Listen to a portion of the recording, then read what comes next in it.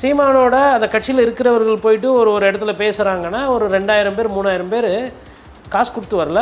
அந்த கூட்டம் தானாக வந்து உட்காந்து ஒரு ஆரவாரம் இல்லாமல், அதாவது போக்குவரத்து நெரிசல் பண்ணாமல், அங்கே இருக்கிற கடையில் போய் அடித்து உடைக்கிறது, இல்லை வந்து என்ன தெரியுமா அப்படின்னு பாட்டு குத்தாட்டம் போட்டு ஆடுறது, அதெல்லாம் இல்லை. நல்ல தமிழ் சொற்றாடல், நல்ல வீரியமான பேச்சு, விவகாரமான பேச்சு, அதில் சண்டை சர்ச்சரவைலாம் வருது. அதாவது ஒரு சில நேரத்தில் வந்து அந்த எல்லை தாண்டி நீ இங்கே வா நான் உன்னை பார்த்துக்கிறேன் அப்படின்ற மாதிரிலாம் அந்த ஒருமையில் பேசுகிறதுக்கு கட்டுக்கடங்காத கூட்டம் வருது. அதிலெல்லாம் மாற்று கருத்தே கிடையாது. விஜய் அவர்களை பார்க்குறதுக்கும் அவர் மீது உண்டான அந்த ஈர்ப்பு அது காதலாக நேசமாக பாசமாக தெரியாது. அவரை பார்க்க வரவரில் 3/4 பேர் வந்து ஓட்டு போட தயாராக இருக்கிறாங்க. அதுவும் எப்படின்னா சொற்ப அளவில் வரல, லட்சக்கணக்கில் வராங்க. இங்கே வந்து நம்ம சொல்கிறோம் இல்லைங்களா, இதை வந்து லட்சக்கணக்கில் வராங்கன்றதுனால லட்சமாக ஒரு ஓட்டு வாங்கி எதிர்கட்சி தலைவர் ஆகிடுவார், முதலமைச்சராக ஆகிடுவார்னு சொன்னால் அது என்னோடய அரசியல் அறியாமை. ஆளுங்கட்சி எதிர்கட்சி பயப்படுற ஒரு ஆள் நான் சொல்லட்டுமா? அமலாக்கத்துறை. விஜய் அவர்களெல்லாம் பார்த்தா அவங்களுக்கு பயம் கிடையாது. எந்த ஒரு அரசியல்வாதிக்கும் அவங்க சேர்த்து வச்சுருக்கிறாங்க பாருங்கள் சொத்து, அது மேலே தான் பயம் இருக்கும். இதுதான் அரசியல்வாதிகளோட சைக்காலஜி. யதார்த்தமாக சொன்னீங்க. யதார்த்தம்.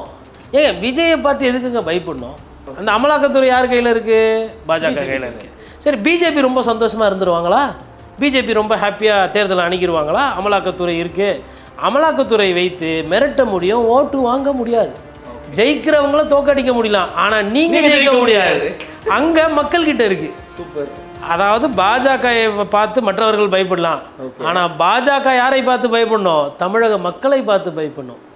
சாதி உங்களை கடைசியில் கொண்டு போய் நிறுத்துகிற இடம் உச்சந்தி தான். அதனால் சாதியை வைத்து தமிழகத்தில் யாரெல்லாம் அரசியல் அண்ணன் திருமா எங்களுக்கு உண்டான ஒரு தலைவர் சொல்லிட்டு பண்ணாங்க இல்லைங்களா? இன்றைக்கி என்ன நிலவரம்? அண்ணனால் ஒரு காங்கிரஸ் கட்சி கேட்குற அளவுக்கு சீட்டு வாங்க முடியுமா? நான் இன்றைக்கி எனக்கு அதில் எந்த விதமான வருத்தமும் கிடையாது. காங்கிரஸ் கட்சியை விட இன்றைக்கி அண்ணன் திருமா கிட்ட தொண்டர்கள் அதிகம் அப்படின்றத நான் மனப்பூர்வமாக நம்புகிறேன், நான் பார்க்குறேன்.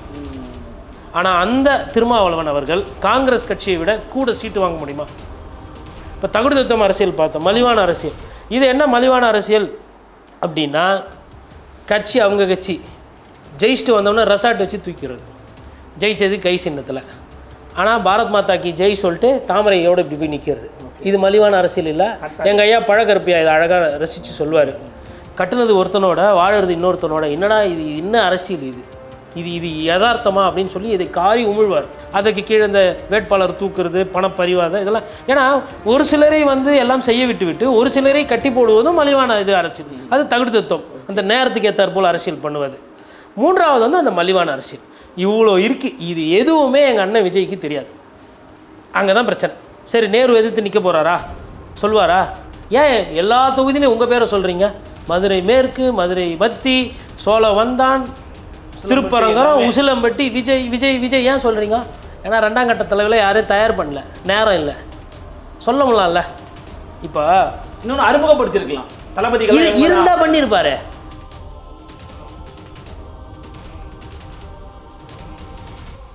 நலம் தரும் நல்லார் சித்த மருத்துவமனை இதய நோய், சர்க்கரை நோய், பக்கவாதம், சிறுநீரக பிரச்சனை, தண்டுவடம் மற்றும் மூட்டு பிரச்சனைகளுக்கு மிகச்சிறந்த மருத்துவமனை. கிருஷ்ணகிரி, சென்னை மற்றும் மதுரை. தொடர்புக்கு 8807666117 மற்றும் 8807666118.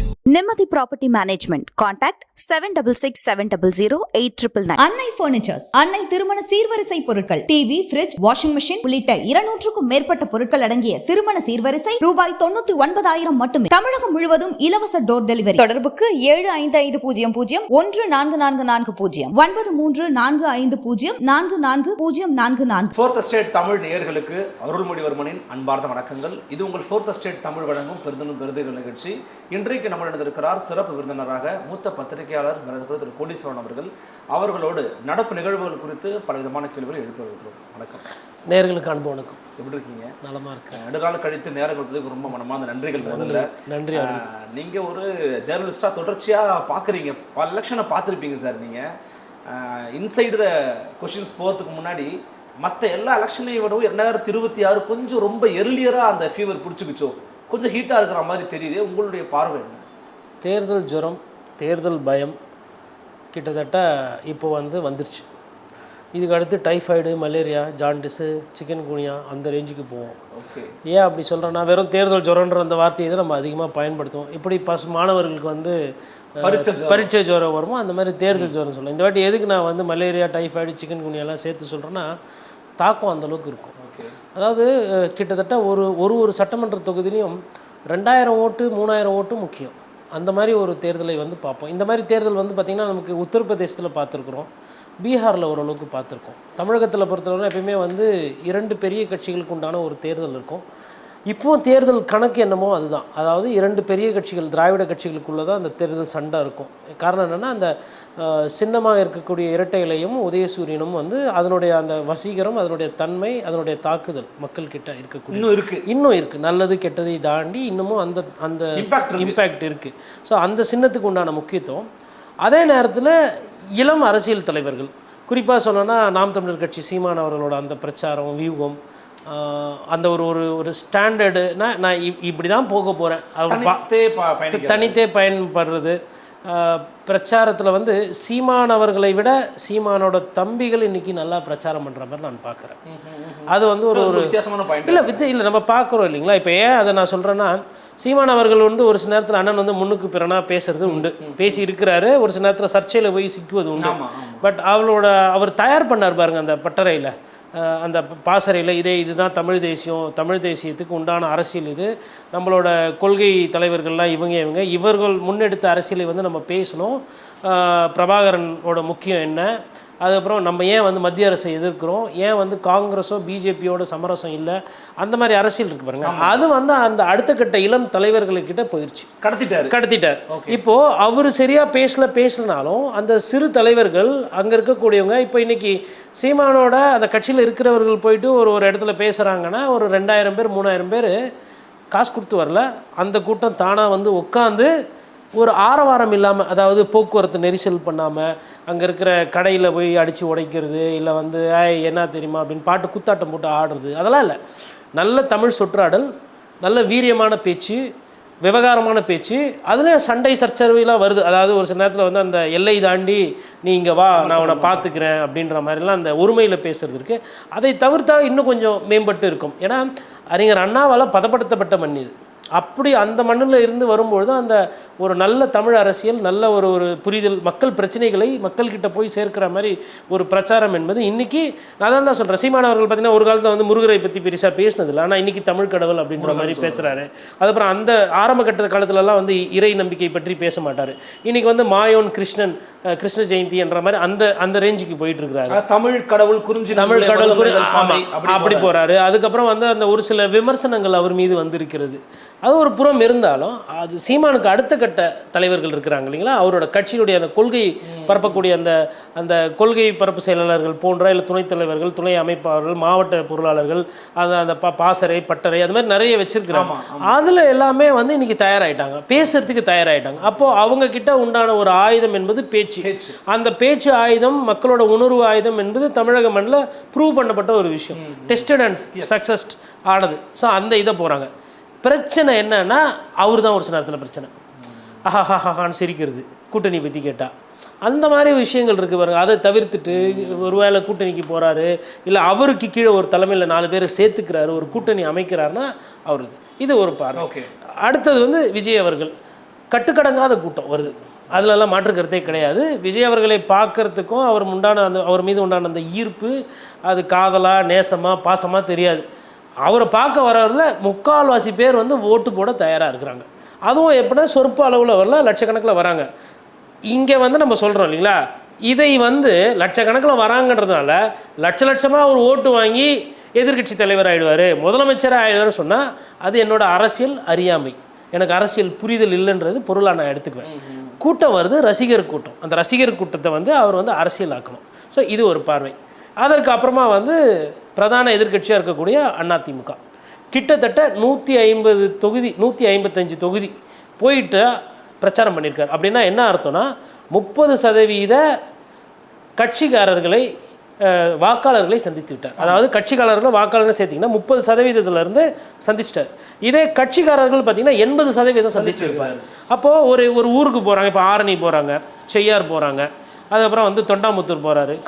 தொண்டாமுத்தூருக்கு மேலே வந்து பொள்ளாச்சி போகிறாங்க. அப்படி ஒரு இடம் போகும்போது ஒரு 20,000-30,000 தொகுதியில் பார்க்குறாங்க.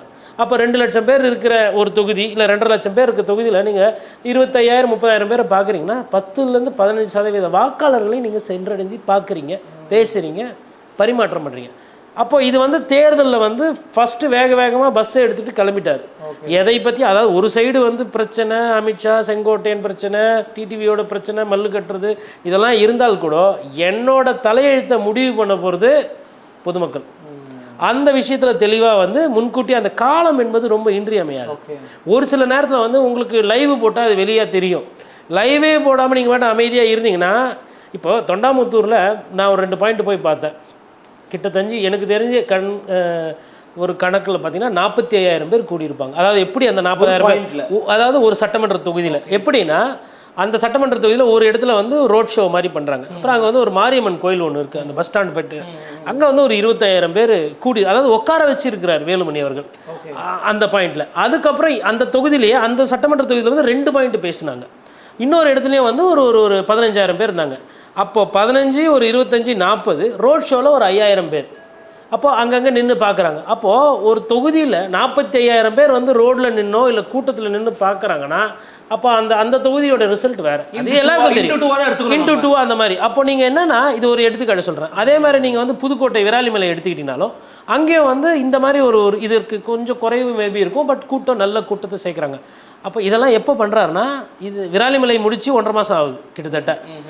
தொண்டாமுத்தூர் முடிச்சு கிட்டத்தட்ட ஒரு 2 வாரம் ஆக போகுது. ஆமாம், 10 நாள் 2 வாரம் ஆக போகுது. அப்போது இந்த அட்வான்டேஜ் இருக்குது இல்லையா?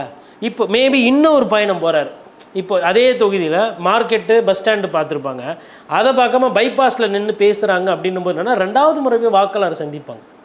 ஒருவேளை எண்ணோட்டம் இருக்குது, வேட்பாளர் கூடயும் போயிட்டு பிரச்சாரம் பண்ணுறாங்கன்னா 3 வாட்டி வாக்காளரை சந்தித்த ஒரே பெரிய தலைவர் எடப்பாடி பழனிசாமியாக மாறுறது இருக்குது. இந்த ரேஸில் வந்து ஐயா இன்னைக்கு ஸ்டாலின் அவர்களால் பண்ண முடியாது. காரணம், முதலமைச்சர். ஒரு முதலமைச்சராக இருக்கும்போது வந்து உங்களுக்கு பாதுகாப்பு, அதுக்கப்புறம் மக்களுக்கு நலன் திட்டம் செய்ய வேண்டியது இருக்குது. இப்போது நிறைய திட்டங்கள் பாதியில் நிற்கும். இப்போ 1000 ரூபா கொடுக்க வேண்டியது இருக்குது நிறைய பேருக்கு. அதுக்கப்புறமா வந்து வேறு சில வந்து அந்த 500 சில்லற சொன்ன அந்த தேர்தல் வாக்குறுதியில் நிறைவேற்ற வேண்டியது இருக்கும். புதுசாக வேறு உருவாக்குறாரு, வேலை வாய்ப்புகளை உருவாக்கணும், அதெல்லாம் செய்யணும். அப்புறம் வெளிநாடு போக வேண்டிய கட்டாயம் இருக்கும், முதலீடெல்லாம் கொண்டு வரணும். அப்போ அவருக்கு வந்து என்னென்னா, திட்டங்கள் மூலமாக மக்களை சேரடையுது. எடப்பாடி பழனிசாமி நேரடியாக எதிர்க்கட்சியில் இருக்கிறது கூட உங்களுக்கு என்ன அட்வான்டேஜ்னா, உங்களுக்கு நேரம் நிறைய கிடைக்கும். வெறும் மக்களை மீட் பண்ணலாம், அதாவது மக்களை ஒன்றி நீங்கள் ப்ரையாரிட்டியாக வைக்கலாம். ஏன்னா ஆட்சி என்பது இன்றைக்கி உங்கள் கையில் கிடையாது, கட்சி தான் இருக்குது, ஆட்சி கிடையாது. ஆனால் ஐயா திரு ஸ்டாலின் அவர்களுக்கு கட்சியையும் பார்க்கணும், ஆட்சியையும் பார்க்கணும். அப்போ ஆட்சியை மீது கவனம் செஞ்சால் தான் மக்கள் வந்து நல்ல மதிப்பு போடுவாங்க. அப்போ ஆட்சியை வந்து அப்படி லூஸில் விட முடியாது. கட்சிக்காரர்கள் ஆட்சியில் இருக்கும்போது என்ன பண்ணுவாங்கன்னா, எதனா ஊழல், வழக்கு, பிரச்சனை, அடிதடி, சண்டை அப்படின்னு எதனா போய் மாட்டிக்கும். இதெல்லாம் வந்து இந்த கட்சிக்கு அந்த கட்சி, எந்த கட்சி இருந்தாலும் இது நடக்க தான் செய்யும். தொண்டர்கள் வந்து ஒரு சில நேரத்தில் ஆளுங்கட்சியில் இருக்கிற தொண்டர்கள் உற்சாகமாக இருப்பாங்க. நீங்கள் தொண்டர்களை சரியாக கவனிக்கல, அவர்களோட எண்ணோட்டத்துக்கோ அவர்களோட தேவைகளை நீங்கள் பூர்த்தி செய்யணும்னா அவங்களே எதிராக மாறிடும். ஸோ நிறைய கட்சி ஏன் தோக்குதுன்னா, தொண்டர்களை கவனிக்காமல் விட்டாலுமே தோற்றுருவாங்க மக்களுக்கு. அப்புறம் பட் ஃபர்ஸ்ட் அப்பப்போ வந்து இப்போ இன்னைக்கு நடத்துறாரு சார். இன்னைக்கு ஸ்டாலின் அவர்கள் தலைமையில் 30 விழா நடக்க போகுது. பெரியார், கலைஞர், அண்ணான்னு சொல்லி வச்சு பண்ணுறாங்க. இந்த மாதிரி விழாக்கள் மூலமாக கூட ஓரளவு ஆர்கனைஸ் பண்ணுறாரா?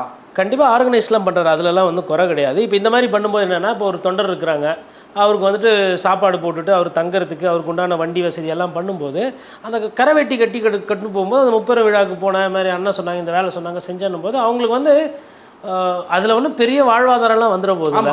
அதை வைத்து வந்து அவங்க வந்து 3 மாதத்துக்கு வந்து வீட்டுக்கு வேண்டியான வாங்கி போட போகிறதில்ல.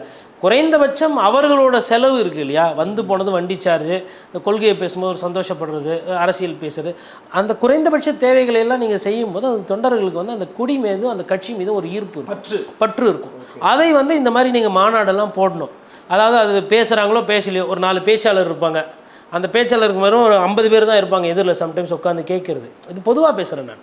அப்படி 50 பேர் இருக்கிறனால அந்த 50 பேர்கிட்ட அண்ணா யார், 50 பேர்கிட்ட பெரியார் யார், 50 பேர்கிட்ட கலைஞர் என்ன பண்ணார், என்ன நடக்குது, ஏன் காங்கிரஸ் கூட ஒரு காலத்தில் இருந்தோம், இன்றைக்கி ஏன் எதிர் வந்தோம், இன்றைக்கி என்ன தேவை அப்படின்னு நீங்கள் புரிய வைக்கும்போது அந்த 50 பேர் போய் இன்னும் ஒரு 50 பேர்கிட்ட பேசுவோம். அப்போ ஒரு 2500 பேருக்கு அந்த கருத்து போய் சேரும். இதுதான் இந்த மாநாடுனுடைய நோக்கம். ஆனால் இது எதுவுமே தெரியாமல் தான் விஜய் அவர்கள் வந்து இந்த மாதிரி ரோட் ஷோலாம் போயிட்டுருக்காரு. அப்போது நம்ம இந்த 4 விஷயம் சொல்கிறோம் இல்லைங்களா, இது 4மே இப்போ வேகமாக ஆகிவிட்டது. இதற்கு அப்புறமா வந்து பார்த்திங்கன்னா அரசியல் இருக்குது. இப்போ அரசியலில் இப்போ இன்னும் ரொம்ப தெளிவாக, ஏன்னா நீங்கள் வந்து ஒரு களம் எப்படி இருக்குன்ற மாதிரி கேட்டீங்க. இப்போ அதில் வந்து ரொம்ப கோடிட்டு கவனிக்க வேண்டியது என்னென்னா, இப்போது நிறைய பேர் பத்திரிகையாளர்கள் என் பார்வையில் ஒரு தவறு செய்கிறாங்க. என்னென்னா, விஜய் அவர்கள் வந்து பயங்கரமான கூட்டம் வருது, அதுக்கப்புறம் எதிர்க்கட்சிகள் ஆளுங்கட்சி எல்லாமே பயப்படுது, அஞ்சு நடுங்குது. அதற்கு தான் நான் பதில் சொல்லணும்னு நினைக்கிறேன். என்னென்னா, ஆளுங்கட்சி எதிர்க்கட்சி பயப்படுற ஒரு ஆள் நான் சொல்லட்டுமா? அமலாக்கத்துறை. விஜய் அவர்களெல்லாம் பார்த்தா அவங்களுக்கு பயம் கிடையாது. எந்த ஒரு அரசியல்வாதிக்கும் அவங்க சேர்த்து வச்சிருக்கிறாங்க பாருங்கள் சொத்து, அது மேலே தான் பயம் இருக்கும். இதுதான் அரசியல்வாதிகளோட சைக்காலஜி. யதார்த்தமாக சொன்னீங்க. யதார்த்தம். ஏங்க விஜயை பார்த்து எதுக்குங்க பயப்படணும்? என் சொத்து போச்சுன்னா நான் அதை பார்த்து பயப்படுவேனா? நான் ஜெயிலுக்கு போனேன்னா அதை பார்த்து பயப்படுவேனா? இல்லை விஜய் பார்த்து பயப்படுவேனா? சொத்து ஜெயிலு தான். ஆமாங்க. இப்போ செந்தில் பாலாஜிக்கு இருக்காரு. செந்தில் பாலாஜி அவர்களை எது தாக்குச்சு? விஜய் தாக்கிட்டாரா? எடப்பாடி பழனிசாமி தாக்கிட்டாரா? இல்லை டிடிவி தினகரன் விட்டு பிரிஞ்ச போது அவருக்கு சில சிக்கல் வந்ததா? அமலாக்கத்துறை என்று ஒரு துறை வந்து கைது செய்து நடவடிக்கை போகும்போது தானே ஹார்ட் அட்டாக்கே வந்துச்சு. அது வரலாம் அந்த இதயம் நன்றாக தானே துடித்து கொண்டு இருந்தது. அதுக்கப்புறம் தானே பிரச்சனை. அப்போ எது பயன்றது தெரியுதுங்களா? நீங்கள் தவறு பண்ணல, ஊழல் பண்ணலன்னா உங்களுக்கு மடியில் பயம் இருக்காது. அது யாராக வேணா இருக்கட்டும். நீங்கள் ஊழல்வாதியாக இருந்து அமைச்சராக இருந்து நான் கல்லா கட்டுறது தான் எனக்கு முக்கியம், கல்லாப்பட்டி சிங்கார மாதிரி நான் இருப்பேன்னா கண்டிப்பாக அடுத்த 3 மாதம் நான் அதனால தான் சொன்னேன் ஜாண்டிஸு, சிக்கன் குனியா, டைஃபாய்டெல்லாம் வரும்னு. ஓகே. வெறும் ஜுரன்றது வேட்பாளர் பிரச்சாரம் அளவுக்கு அதிகமாக யார் யார் அது முன்னாள் ஆட்சியில் சேர்த்துருக்கலாம், இந்நாள் ஆட்சியில் சேர்த்துருக்கலாம், இல்லை ஒரு தொழிலதிபராக இருந்து அரசியல் ஆசை வந்திருக்கலாம். ஒரு தொழிலதிபர் இருக்கிறார், அவர் போய்ட்டு விஜய்க்கு நல்ல கூட்டம் வருது, நம்ம எதுக்கு இவங்க கிட்டலாம் போனோம், நம்மளை சரியாக மதிக்கலை, விஜய்கிட்ட போகலான்னு போயிட்டா அவங்களுக்கும் ஜாண்டிஸ் வரும், அவங்களுக்கும் மலேரியா வரும். ஓகே. அது காரணம் என்னென்னா அமலாக்கத்துறை. அந்த அமலாக்கத்துறை யார் கையில் இருக்குது? பாஜக கையில் இருக்குது. சரி, பிஜேபி ரொம்ப சந்தோஷமாக இருந்துருவாங்களா? பிஜேபி ரொம்ப ஹாப்பியாக தேர்தலை அணுகிடுவாங்களா? அமலாக்கத்துறை இருக்குது. அமலாக்கத்துறை வைத்து மிரட்ட முடியும், ஓட்டு வாங்க முடியாது. ஜெயிக்கிறவங்கள தோக்கடிக்க முடியலாம், ஆனால் நீங்கள் ஜெயிக்க முடியாது. அங்கே மக்கள்கிட்ட இருக்குது. சூப்பர். அதாவது பாஜகவை பார்த்து மற்றவர்கள் பயப்படலாம், ஆனால் பாஜக யாரை பார்த்து பயப்படணும்? தமிழக மக்களை பார்த்து பயப்படணும். என்னடா என்ன பண்ணாலும் இங்கே ஒன்றும் வேலையாகலையே, தாமரை மலரவே மாட்டேங்குது, முருகனை தூக்கிட்டோம், பெருமாளை பேசுகிறோம், சாமியை சொல்கிறோம், ஜாதி மதத்துக்கெல்லாம் இங்கே வேலை கிடையாது அப்படின்ற அந்த அரசியல் வந்து தமிழகத்தில் எங்கள் ஐயா அறிஞர் அண்ணாவாலையும் தாத்தா காமராஜராலும் பதப்படுத்தப்பட்டிருக்கு. இப்போ ஒன்று மக்களோட சிந்தனை, மக்களோட தேவைகள், இதை ஒற்றி அரசியல் என்னவோ அந்த அரசியல் தான் இங்கே ஈடுபட்டுருக்கு. அதனால தான் இங்கே வந்து அந்த மதவாத அரசியலுக்கும் சாதி அரசியலுக்கும் ஈடுபாடு கிடையாது.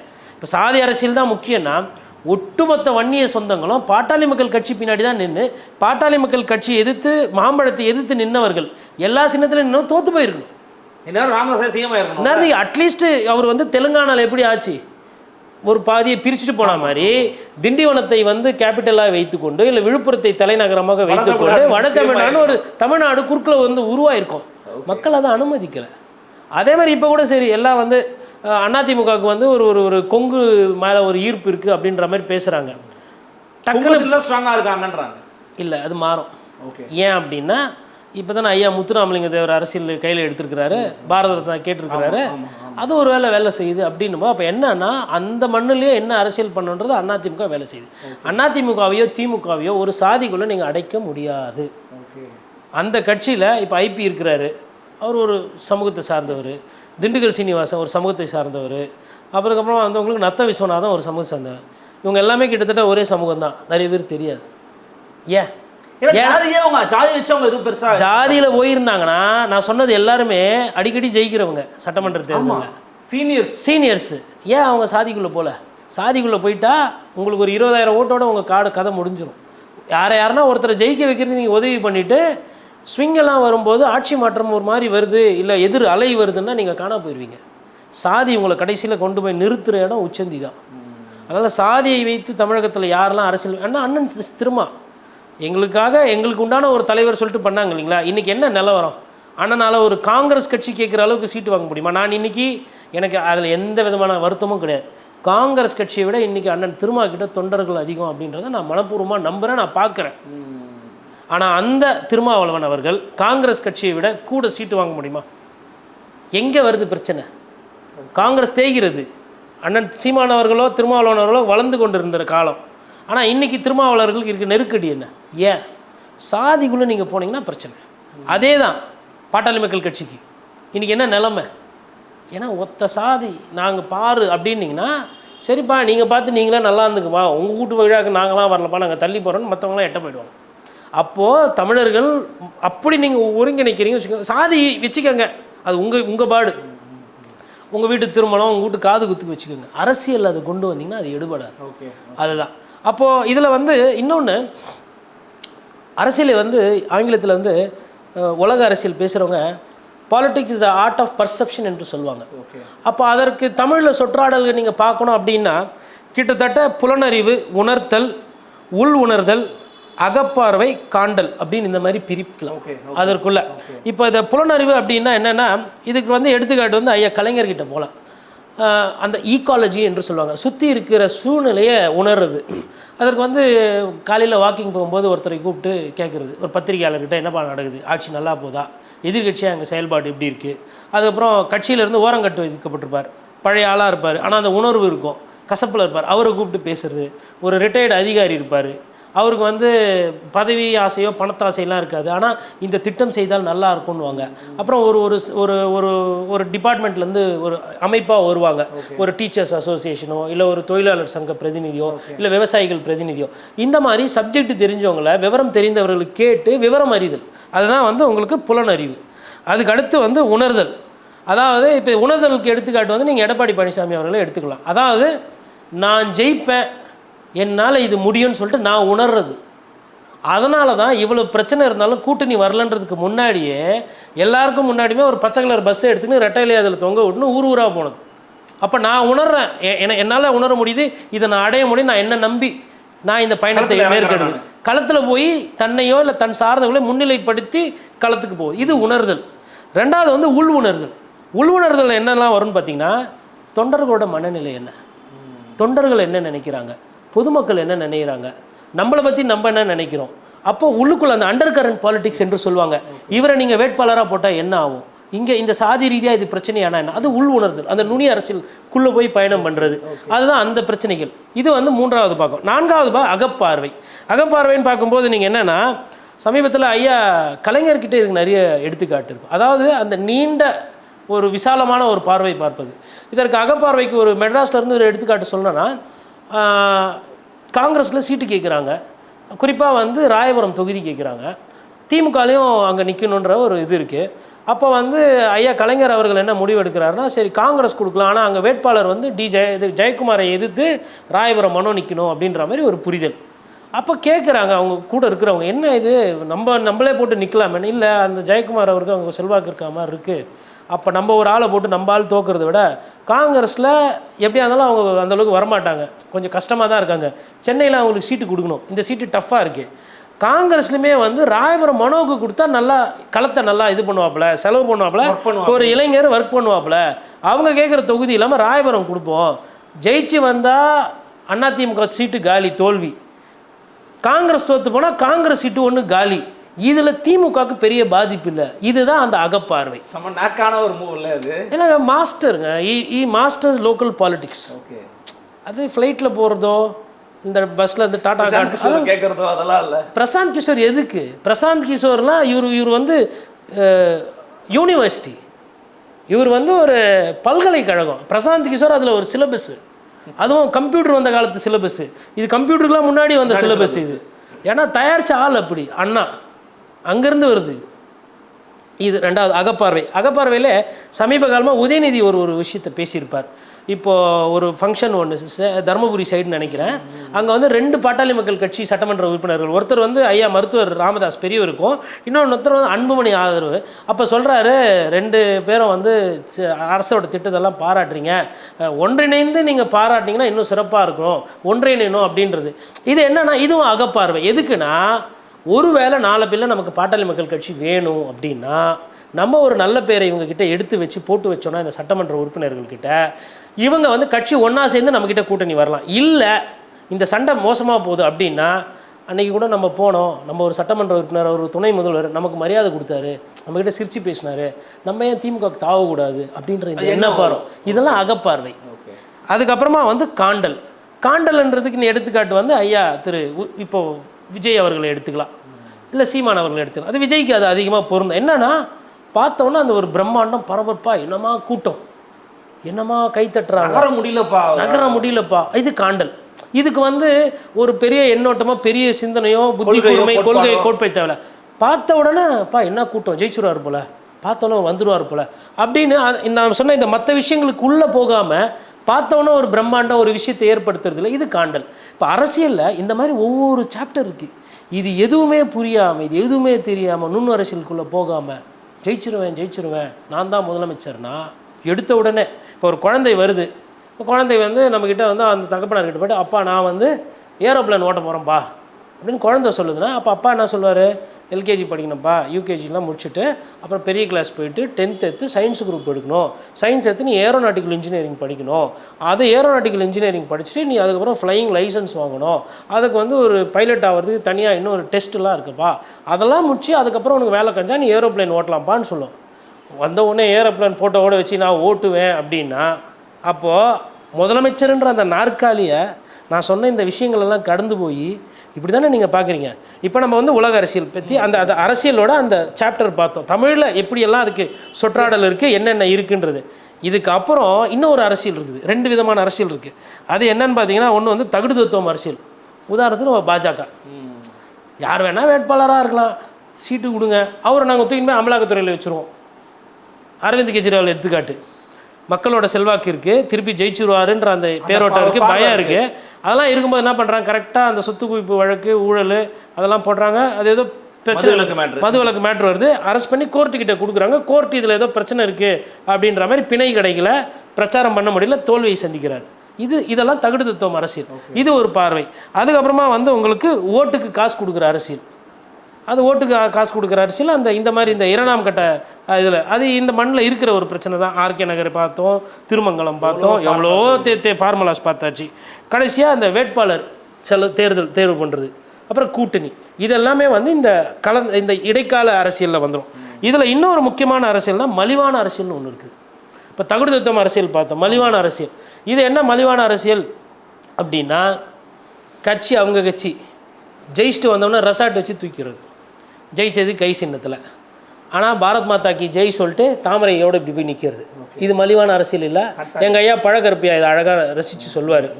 கட்டுனது ஒருத்தனோட வாழறது இன்னொருத்தனோட, என்னடா இது என்ன அரசியல், இது யதார்த்தமா அப்படின்னு சொல்லி இதை காரி உமிழ்வார். உண்மை.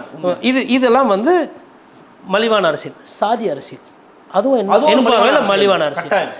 அப்புறமா மதத்தின் பேரில் அரசியல். இப்போ நாங்கள்லாம் இந்த சாமி கும்பிடுறோம், நாங்கள் இப்படி தான் ஓட்டு போடுவோம், எங்களுக்கு வந்து இவங்களை பிடிக்காது, நாங்கள் இப்படி தான் போவோம்.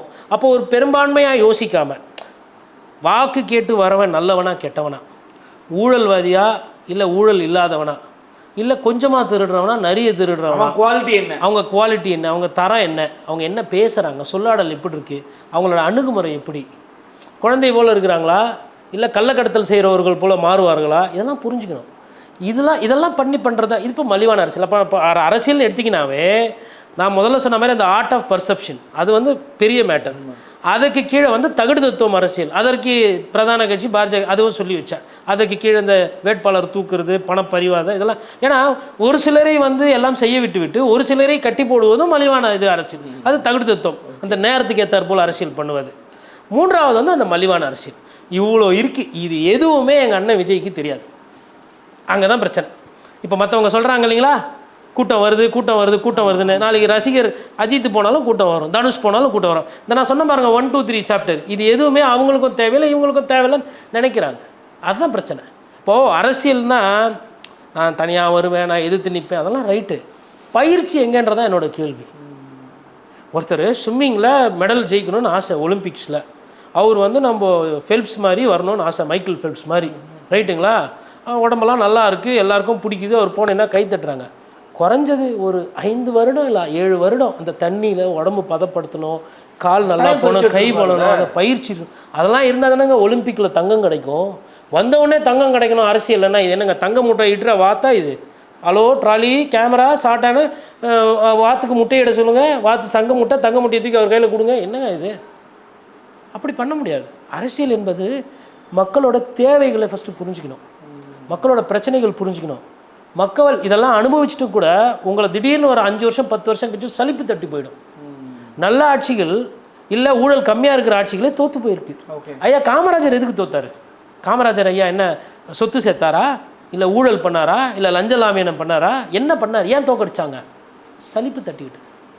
இவரையே பார்த்து பார்த்து போர் ஆகிடுது. இன்னொரு இந்த சைடில் பிரச்சாரம் பண்ணுறது இன்னொரு சாம்பியன், அந்த சைடு ஒரு லெஜெண்டு சாம்பியன், இந்த சைடு ஒரு லெஜெண்டரி சாம்பியன். இங்கே தமிழ் மாநில சுயாட்சி, மாநில உணர்வு, மொழிப்போர் இங்கே வருது. அங்கே பசி பட்டினி படிப்பு, என் ஆளுங்க மேலே வரணும், தமிழர்கள் மேலே வரணுன்றது எப்படி இருக்குது பாருங்க. இப்படி சண்டை போட்டு அரசியலில் வெற்றி தோல்வி நிர்ணயிச்சாங்க. ரெண்டுமே ஆரோக்கியமான அரசியல். ஒருத்தர் தோத்தவொடனே இன்னொரு வருத்தப்படுறாரு, ஐயோயோ அவர் தோத்துருக்க கூடாது. ஏன்னா அவரோட அனுபவம் எனக்கு வேணும். காமராஜர் அண்ணா மருத்துவமனையில் உடம்பு சரியில்லாதப்போ உண்மையில் பதட்டப்பட்டவர்.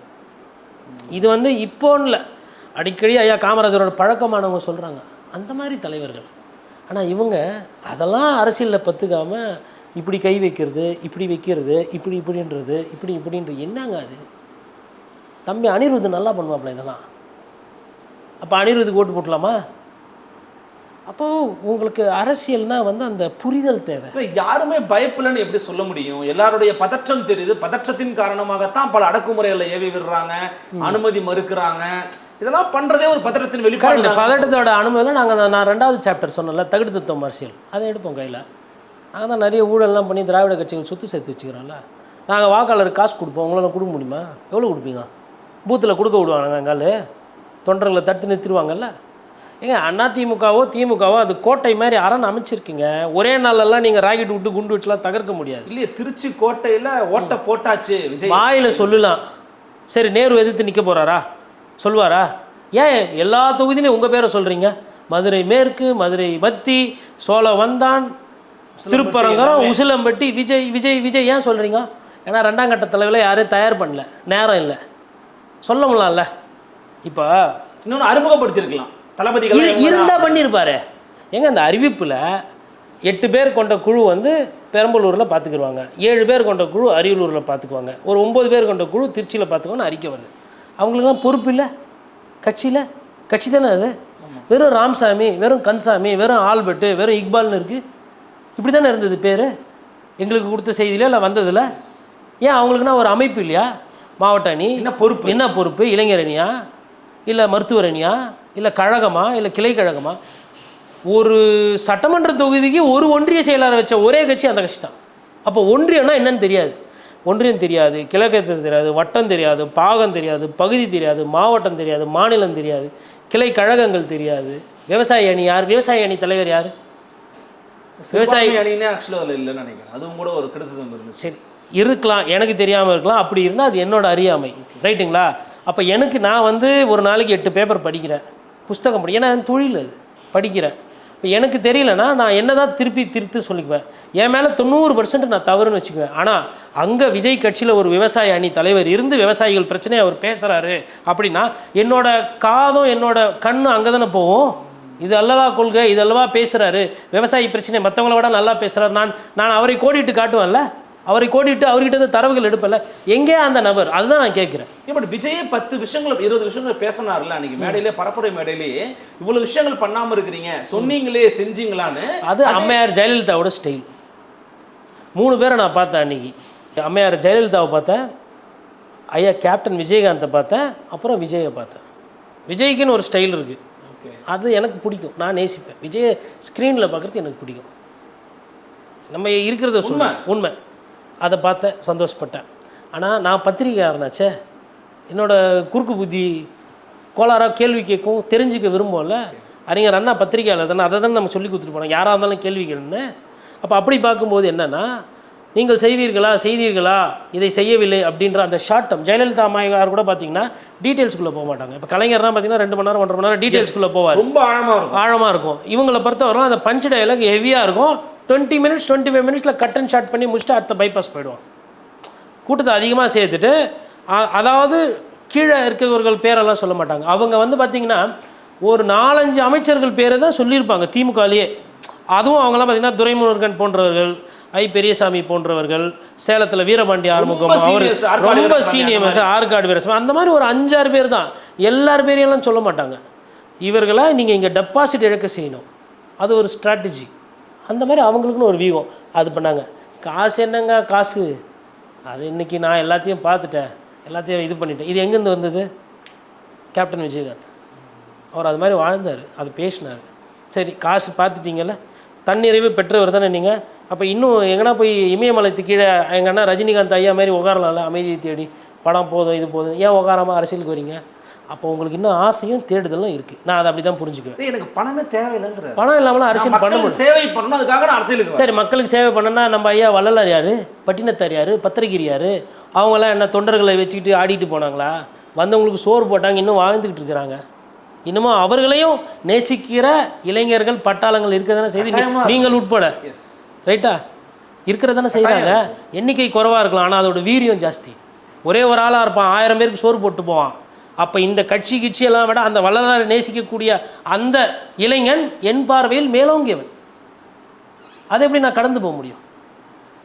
எண்ணிக்கை முக்கியம்தாங்க, ஆனால் அந்த எண்ணிக்கை தாண்டி அந்த சிந்தனை, செயல், எண்ணம், அந்த எண்ணத்தோட நோக்கம், என்ன செய்கிறாங்க, என்ன காரியம் பண்ணுறாங்க, அதெல்லாம் முக்கியம்.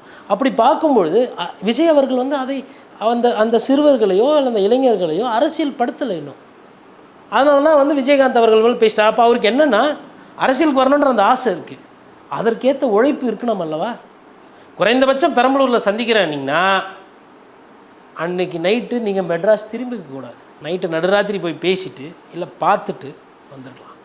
அப்போ டைம் ஆயிடுச்சு, ஓகே ரைட், அப்புறம் பார்த்துக்கலாம், மன்னிப்பு கேட்டுக்கலாம். அப்படி தானே நான் கேட்குறேன். இப்போ நான் ஒரு நிகழ்ச்சிக்கு போகிறேன், நான் தேதி கொடுத்துட்டேன். அப்போ இந்த தேதிக்கு ஒரு சில நேரத்தில் இப்போ பார்த்தீங்கன்னா, இப்போ பத்திரிகையிலே பார்த்தீங்கன்னா, ஊடகத்தில் 2-3 யூடியூப்பில் டேட் டைட்டில் சொல்லிடுவோம் பேசுவோன்ட்டுன்னு. 1 மணி நேரம் 2 மணி நேரம் ஆச்சு, நமக்கு ஒரு பதப்பத்து போகிறோம்ல, சொல்லியிருக்கோம் வந்துருவாங்களோ அந்த டைமில் வரும்போது அதற்கு அவங்க சொன்ன அந்த தலைப்பில் நம்ம விவரம் தெரிஞ்சு வச்சுருக்கணும், படிக்கணும், அதை பேசணும், அது ஒரு கோணல் இல்லாமல் போகணும், பார்க்குற நேயர்களுக்கு ஒரு கருத்தாக பேசணும், கண்ணியக்குறைவான வார்த்தைகள் பயன்படுத்தக்கூடாது, வீட்டில் பேசக்கூடிய அந்த அடைமொழியோ இல்லை வட்டார மொழியோலாம் வந்துடக்கூடாது. இவ்வளோ விஷயங்கள் இருக்கு இல்லையா? ஏன்னா இந்த கேமராக்கு பின்னாடி இருக்கிறது பொதுமக்கள். அவங்க ரொம்ப புத்தி கூர்மை ஜாஸ்தி. உங்களை 5 நிமிஷத்தில் எடை போட்டு போயிடுவாங்க. அதுவும் குறிப்பாக சொல்லணும்னா இந்த அரசியல் பார்க்கக்கூடிய அந்த மக்கள் இருக்காங்களா, அவங்க அனுபவமானவங்க. இவங்க நிறைய பேர் பார்த்திங்கன்னா ஒரு 40 வயசுக்கு மேலே இருக்கிறவங்க ஜாஸ்தி, அனுபவம் ஜாஸ்தி. அவங்க நம்ம கூட நேரில் பார்த்துருக்க மாட்டோம். ஒரு சில அரசியல் தலைவரை அவங்க நேரில் பார்த்துருப்பாங்க, அண்ணாவை பார்த்துருப்பாங்க, பெரியாரை பார்த்துருப்பாங்க, எம்ஜிஆரை பார்த்துருப்பாங்க. அவங்க கூட பொழுது போலன்னு இந்த அரசியல் பார்ப்பாங்க. அவங்க கிட்ட போயிட்டு ஏதோ கட்சிக்காரர் போல் நம்ம பேசிட்டு போயிட்டோன்னா வசப்பாடுறவங்க பாடிட்டு போவாங்க. பட் நம்ம கரெக்டாக அதை சொல்லிடுறோமா அப்படின்னா நம்ம வேலை முடிஞ்சுது. இப்போ விஜய் அவர்களுக்கு இந்த புரிதல் இன்றைக்கி தேதி வரலாம் இருக்கான்னா இல்லை, அதான் அங்கே பிரச்சனை. சீமான் அவர்களுக்கு என்ன பிரச்சனைனா ஓவர் கான்ஃபிடென்ஸ். 10 வருஷம் அரசியலில் இருந்துட்டு அண்ணனால் தன்னையே சட்டமன்ற உறுப்பினராக ஜெயிக்க வைக்க முடியல அப்படின்னா அவர் எங்கேயோ தப்பு பண்ணுறாரு. அதையும் சொல்லணும். கட்சியினுடைய தலைவர் உங்கள் குரல் இப்போ போயிட்டு போகிற இடம்லாம் யூடியூப்பில் பேசுகிறாரு, அண்ணன் பத்திரிகையாளரை சந்திக்கிறாரு, கேட்குற கேள்விகளை நின்று பதில் சொல்கிறாரு, பத்திரிகையாளர்களை கண்ணியமாக நடத்துகிறாருங்க, ரைட்டுங்க.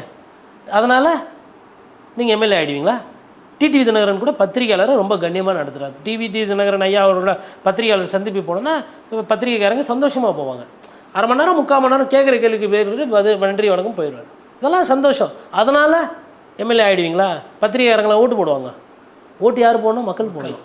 அப்போ அந்த மக்களுக்கு எண்ணோட்டம். அவர் அரசியலில் நீங்கள் தனியாக நில்லுங்க. குறைஞ்சபட்சம் சரி 210 நாளில் வேலை ஆகலையா, 100 சட்டமன்ற தொகுதி நிற்கிறேன், 134 வேறு ஒரு கட்சிக்கு நான் சப்போர்ட் பண்ணுறேன் அப்படின்னும் போது என்ன ஆகிடும்னா, ஒரு வியூகத்தை நான் சொல்கிறேன். இப்போ திருவத்தூரில் நிற்கிறாரு. இப்போது அவர் அன்றைக்கி ஒரு முடிவு எடுக்கிறாரு, நான் 100 தொகுதியில் நான் நிற்கிறேன், வேட்பாளர் போடுறேன், 134 தொகுதியில் நான் கூட்டணிலாம் இல்லை, என்னோட ஆதரவு அங்கே அப்படின்னாருனா, இவர் நின்னார் பாருங்க சட்டமன்ற தொகுதி, அதில் அவங்க அந்த கட்சியோட வேட்பாளரை விலகியிருப்பாங்க. சீமான் ஜெயிச்சுட்டு போட்டோம், சீமான் சட்டமன்றத்துக்கு வரணும், 134 தொகுதியில் வேட்பாளர் போடல, நமக்கு ஆதரவுன்ட்டார், கூட்டணி இல்லை, அந்த தொகுதியில் சீமான் ஜெயிக்கிட்டோம், உன்னோட வேட்பாளரை வச்சுக்கோ அப்படின்னு அந்த கட்சி தலைமை முடிவு பண்ணும். இதெல்லாம் வியூகம்.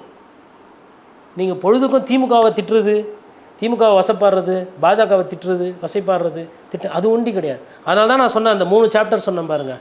ஒன்று ஆர்ட் ஆஃப் பர்செப்ஷன், 2வது தகுதித்துவம் அரசியல், 3வது மலிவான அரசியல். மலிவான அரசியல் யாரும் பண்ணணுன்றது இல்லை, அதில் இருக்கிறதுனால அந்த சனியை நான் பேச வேண்டியதாக போச்சு. ஓகே, எனக்கு அது விருப்பம் கிடையாது. ஓகே, அதை பண்ணுறாங்க, என்ன இருக்கோ நீங்கள் பேசுகிறேன், அதை பேசுகிறேன். அதனால் தப்பாக புரிஞ்சிக்கக்கூடாது. சீமான் அவர்களோ விஜய் அவர்களோ அதை பண்ணணுன்றது என்னோட ஆசை கிடையாது. அப்போ இதெல்லாம் இருக்குது. இப்போ சீமான் அவர்கள் அங்கே தகராறு, விஜய் அவர்கள் இங்கே தவறு. அதனால தான் சொல்கிறேன், நீங்கள் கேட்ட அந்த ஃபஸ்ட்டு கேள்வி, அதனால தான் இன்னமும் வந்து திராவிட முன்னேற்றக் கழகமாகட்டும், அனைத்து இந்திய அண்ணா திராவிட முன்னேற்றக் கழகம் ரெண்டுமே இந்த கட்சிகளை விட மேலே இருக்குது. எக்ஸாக்ட்லி நீங்கள் சொன்ன மாதிரி கிட்டத்தட்ட இந்த 2026 வந்து இந்த திமுக அதிமுகங்கிறது தான் மெயின் பிளேயிங்காக வந்து இருக்க போகுது அப்படிங்கிறத நம்ம பார்க்குறோம். At the same time Vijay பற்றி சீமா பற்றி ரொம்ப கிளாரிட்டியாக சொன்னீங்க. பாலிடிக்ஸ் பற்றி நிறைய விஷயங்களை வந்து கற்றுக் கொடுக்குற மாதிரி ஒரு பாடமாக இருந்துச்சு, ஒரு வாத்தியார் மாதிரி லெசன் எடுத்தீங்க. பலவிதமான கருத்துக்களை ரொம்ப எளிமையாக ஆழமாக மக்களுக்கு புரிகிற மொழியில் சொன்னீங்க சார். மிக்க நன்றி. நன்றி. நன்றி. மீண்டும் சந்திக்கலாம்.